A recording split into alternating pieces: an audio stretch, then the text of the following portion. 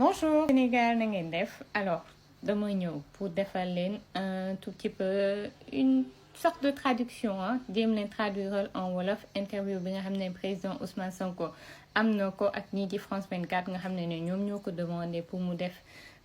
interview ak ñoom ginnaaw bi nga xamante ne comme ni ngeen ko xamee temps yi ñi ñuy woowee ay opposants Sénégal ñu ci bëri def nañu ay interview foofule. Certainement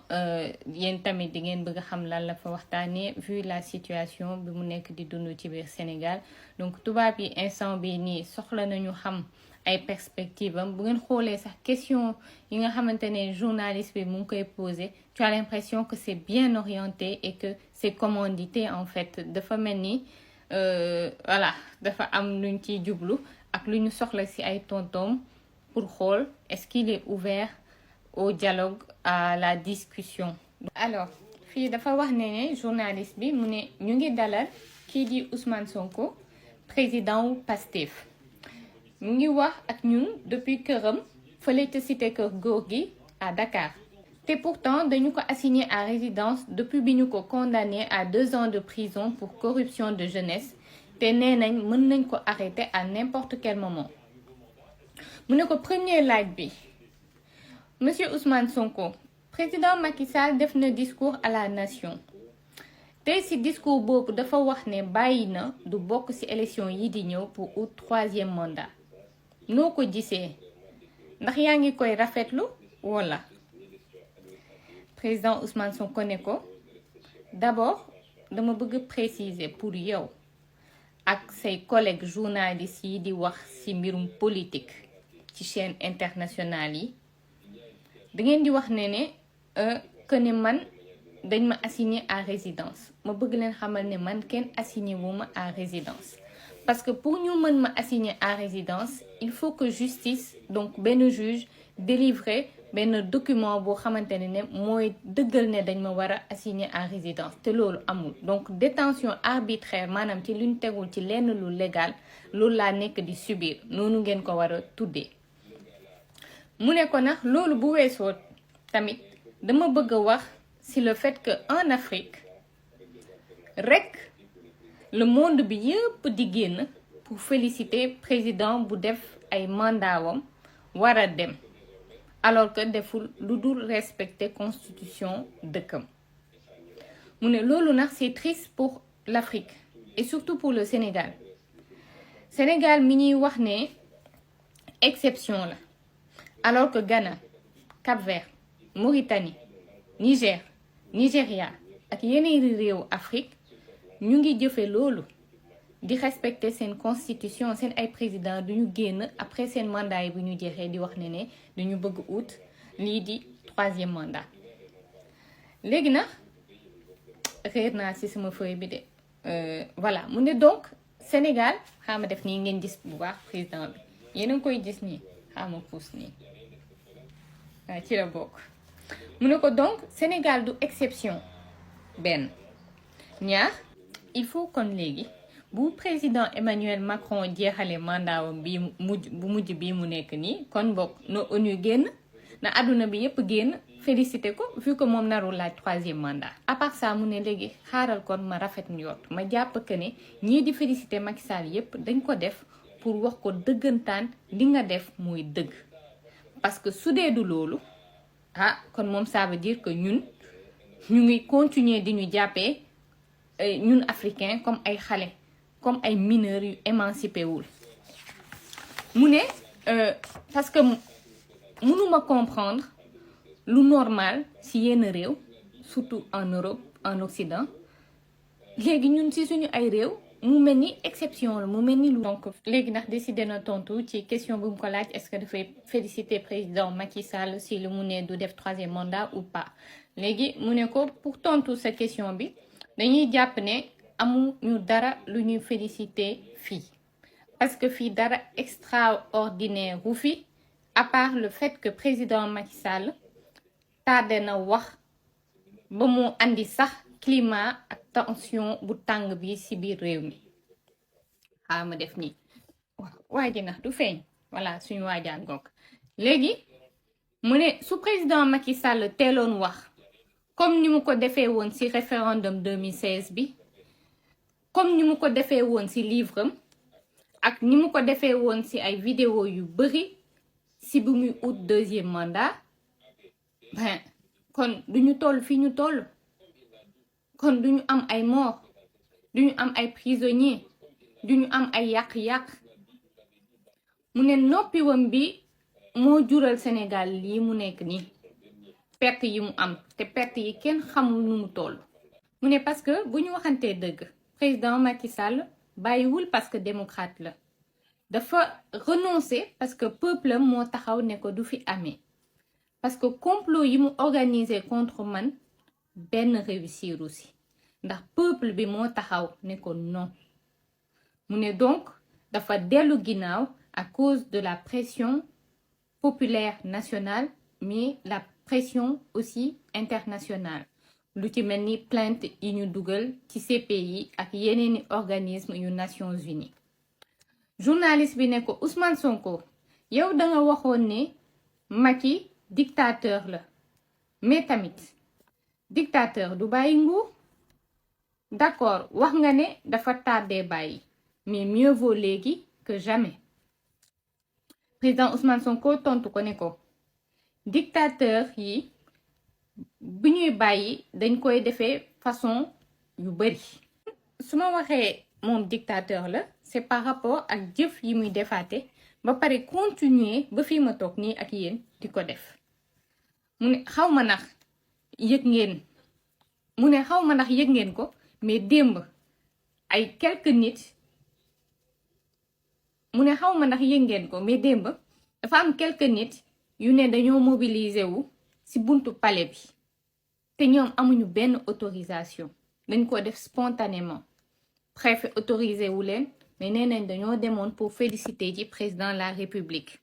ci même moment boobu noonu am na 17 personnes yu ñu def sous mandat de dépôt parce que dañoo déplacé wu pour ñëw sama kër xool ni ma toogee ak aussi dénoncer li ñu nekk di ma teg man ak sama njaboot te loolu la ñuy dund tous les jours ne donc su benn président recruter ay nervi jox leen ay gànnaay pour ñu tirer ci ay manifestants yu yorul arme loolu nan lañ ko mën a tuddee monsieur mu ne su benn président di utiliser justice su réew lëmb pour di dóor opposition wam presse bi ak ñépp ñiy wax lu waroo ak moom bëgg-bëggam wala bëgg-bëgg ay partisans wam loolu nan lañ ko mën a tuddee monsieur mu ne su benn président jàppee ay responsable ay militants ak i sympathisants wu opposition wam lu toll ci 700 personnes ak lu teg tëj leen kaso nan lañ ko mën a tuddee monsieur mu ne pour dëkk bu mel ni Sénégal dëkk bu mag ci démocratie xew ci réew Sénégal ci fukki at yu mujj yi scandale la catastrophe la Sénégal musul dund degré de violence d'état bi loolu moo tax may waxi dictature dama wax ko fii waxaat ko fii président Macky Sall pression peuple bi ak pression internationale bi moo ko delluloo ginnaaw journaliste bi mu ne ko est-ce que instant yi am na ay waxtaan entre yow ak état bi pour essayer de trouver solution pour au final Sénégal mën a am ay élections ci jàmm ay élections yu ñëpp di bokk wala est-ce que amul benn contact entre yow ak Macky Sall président Ousmane Sonko ne ko fii may waxee ak yéen amul benn contact entre man ak Macky Sall ma waxaale ndax ne Macky Sall depuis ay at mu ngi teg sama kaw lépp lu mu mën pour métital ma violence policière yi milice yi justice bi dañu may attaquer non seulement man mais tamit sama famille ma yëgal leen ni dama obligé jox sama ordinateur sama doom pour mu dem recharger ko ci dëkkandoo yi parce que depuis démb dañu am problème courant ci kër gi te police bañ na ne électricien bi du jàll pour ñëw jéem a réparer panne bi violence bi ñu may teg man ak sama njaboot musuñu ko teg fii ci Sénégal benn opposant mais malgré loolu je répète que pare naa pour baale lépp baale naa sax lépp fàtte naa sax lépp même si jeexagul. journaliste bi ne ko est-ce que pare nga pour waxtaan ak Macky Sall ngir nga mën a xàllal sa bopp yoon pour dem ci élection présidentielle yi. mu ne ko justement dama bëggoon wax ne sama candidature tey la gën a leer. dégg naa tamit benn presse nationale comme internationale di wax ne le fait que Macky Sall ne bokkul ci élection yi daf ñuy wàññil suñu ay revendications duñu amati prétexte pour lutter. mais loolu c'est complètement faux. peuple sénégalais 2021 ba léegi ñu ngi xeex. est-ce que troisième candidature la ñu doon xeex? non. mu ne dañu doon xeex taxaw pour xeex injustice. injustice bi ñu tegoon te continuer di ko teg opposant bi tudd Ousmane Sonko. la preuve li koy wane bi mu waxee bokkul est-ce que da ngeen gis peuple bi génn di wane kontante di tëb di dal? non. mu ne sénégalais yi yëgaluñ ko sax seen yaram. billaay dëgg la. mu ne léegi nag nit mën na toog fële di def ay analyse am mais li sénégalais yi di laaj mooy ay élection yu libre yu tegu ci yoon ak yu ñëpp di bokk. sénégalais yi li ñu bëgg mooy tànnal seen bopp ki ñu bëgg fal président. ne du Macky Sall mooy tànnal sénégalais yi prochain président te gëmuma sax ne mën na sax tànn candidat bu. est-ce que mën nañu wax ne yaa ngi tàllal loxo kii di Macky Sall di ko wax ne ok décidé nga bokkatoo léegi nag kaay ñu toog ci table bi ñu waxtaan pour apaiser situation wu réew mi. président Ousmane Sonko ne ko monsieur Perelman ñun ay patriotes lañu. waaw mu ngi nii nee na ñun ay patriotes lañu ñun dañu bëgg Sénégal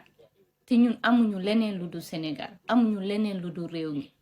te lépp lu ñu mën a def pour apaiser réew mi dañu koy def lépp nax lu ko mën a dalloo pare nañu pour def sacrifice yooyu mais jamais duñu nangu yenn doxalin yi. parce que président Macky Sall pour mu mën a waxtaan ak nit il faut que nit boobu jébbalu ci moom il faut que nit boobu sarxe ko boppam. ñun dañu am fierté ñun dañu am dignité ñun duñu waxtaan paaka ci put. mu ne su Macky Sall foogee ne mën na ma jël 7 mois yii di ñëw nii yépp pour continuer di ma persécuter di persécuter kii nga xamante ne moo di président Ousmane Sonko mu ngi nax boppam mu ngi juum. dinañ résister comme ni ñu ko tàmm di defee comme ni ñu ko mës a defee. moo tax may leeral ne li mu annoncé ne bokkul ci élection yi di ñëw du loolu moo tax Sénégal di dal nay leer. li sénégalais yi bëgg communauté internationale bi bëgg ko mooy ay élection yu leer te ñëpp bokk ci te loolu duñu ko négocier. mu ne jot naa dégg président Macky Sall dafa wax ne lépp lu muy laaj dina ko def ba tere sama candidature jàll. parce que moom mooy république bi parce que moom mooy justice moom mooy conseil constitutionnel moom mooy décider kuy nekk candidat ak ku ko dul nekk. te ma leen di wax fii ne élection du am ci réew mii di Sénégal wala bokk ci kaw bu kenn mënut a wax la nar a amee su Macky Sall à cause de dossier complot yi mu bëgg teg ci sama kaw décider ne man duma bokk. mu ne na te yéene nañ ko mu yeggali mandaawam ci jàmm yéene nañ ko mu yeggali ko ci nu mu gën a rafetee te mu dem ci jàmm moom ak famille yam. il faut mu comprendre ne lii du continuer te moom doonul Sénégal ci ay waajuram jënd ko ci marché ba. Sénégal 17 millions wi nit la 17 millions yooyu ñoo ko moom te majorité wu 17 millions sénégalais yooyu candidature Ousmane Sonko négocié wuñu ko lu leer. mu ne na te man Ousmane Sonko am naa yàqin ne jour élection yi suñu clôturer vote yi ba mu teg benn waxtu ma nekk 5e président de la République du Sénégal. li neex na amin waay amin. alors dernière question bi mu ne ko journaliste bi en attendant yow Ousmane Sonko yaa ngi nekk résidence surveillée est-ce que yaa ngi xaar ñu ñëw arrêté la du yàgg dara président Ousmane Sonko ne ko mais loolu laaj ko président Macky Sall mu ne ko mais lu tax président Macky Sall mu ne ko parce que procureur moo ma war a arrêté te procureur moom si ministre de la justice la dépend kooku tamit si président de la république la dépend mu ne ko te nag yàqamti naa lool ñu takk seen fitna pour ñëw ne man mi Ousmane Sonko la ñuy arrêté mu ne na te ñii di wax ne mënatuma bokk tam ko bëgg leeral balaa émission bi di jeex ma wax leen ne fii ma toog je suis encore totalement éligible maanaam amul lenn lu may gàllankoor wala lu wàññeeku ci sama bokk